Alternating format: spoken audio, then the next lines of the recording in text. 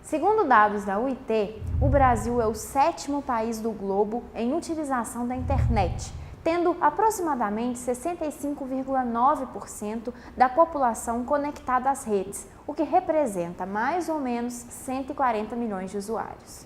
Neste contexto, a demanda por endereços de IPs reflete a corrida para a modernização dos mecanismos de acesso às redes por diferentes dispositivos e ambientes variados.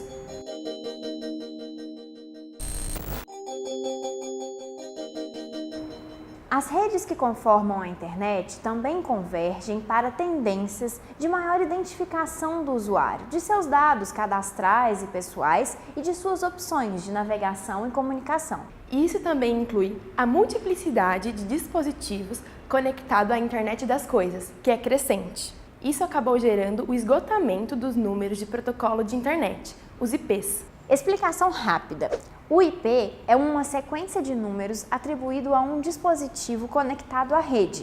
Ele funciona como CEP para os correios, que permite localizar aquele dispositivo. O IP permite que vários computadores troquem dados entre si, dizendo para esses dados onde é que eles devem ir. A escassez de atribuição de IPs por provedores de conexão é uma questão de economia digital. Devido ao aumento dos números de dispositivos conectados à internet, os 4,3 bilhões de endereços únicos permitidos pelo IP versão 4, criado em 1973, já estão praticamente esgotados. Assim, está em implementação uma nova versão de protocolo, chamada IPv6. Ela vai permitir a criação de aproximadamente 340 trilhões de novos endereços, o que restaurará a ligação ponta a ponta da internet. A transição das tecnologias para o IPv6 ainda está em andamento ao redor do mundo. No Brasil, estima-se que 20% da rede já seja IPv6, o que coloca o país com uma boa taxa de adoção. Contudo, em 2014,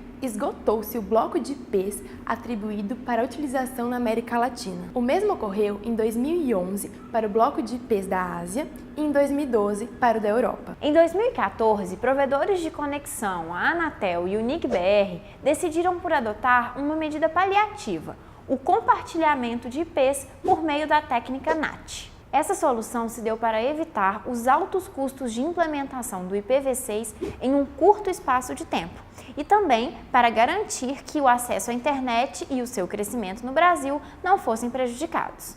Em uma explicação simplificada, o sistema NAT, adotado pelos provedores de conexão, estabelece um IP público e único ao conjunto de usuários que querem se conectar. Para tal, eles são alocados em uma rede interna, tendo cada máquina um número de IP privado que vale somente para essa rede. Desse modo, um roteador funciona como uma espécie de fronteira, em que os pacotes de dados passam da rede privada para a internet e tem o seu IP privado transformado em um IP público único, atribuído ao roteador. O problema jurídico surge quando se quer identificar algum usuário investigado pela prática de algum ilícito cometido online. Imagine um caso em que uma conta anônima em uma rede social é investigada pela venda ilegal de passagens aéreas. As companhias afetadas pedem que as redes sociais forneçam os dados de acesso à sua aplicação relacionadas às contas anônimas investigadas. O conceito legal de registros de acesso a aplicações da internet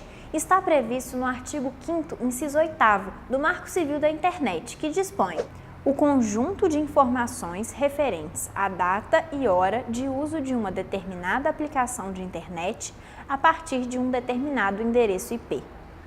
Os autores da ação passam os dados para o provedor de conexão para que este identifique qual assinante estava usando aquele IP naquela data e hora. Porém, há a possibilidade de que esse IP seja compartilhado pela técnica NAT. Somente com essa informação, tem-se um conjunto de usuários que o compartilharam. Para uma identificação específica, é necessária a porta lógica de origem, que individualiza o dispositivo conectado a uma rede com IP compartilhado. Como o termo porta lógica de origem não é citado no Marco Civil da Internet, existem vários julgados que interpretam quem tem o dever de armazenar esse dado, se os provedores de aplicação ou de conexão. Como o regime legal divide as responsabilidades entre provedores de acesso e de conexão, a falta de individualização de endereços impõe possíveis custos adicionais às empresas, que tentam se desresponsabilizar. Apesar das discussões sobre o esgotamento do IP serem bem anteriores à promulgação do Marco Civil da Internet,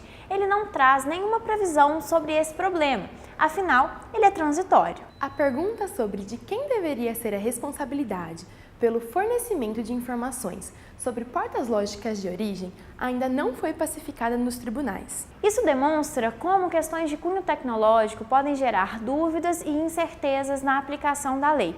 A interpretação dos tribunais sobre portas lógicas está sendo mapeada por uma pesquisa do IRIS. Para saber mais, acompanhe as nossas redes sociais e inscreva-se no canal.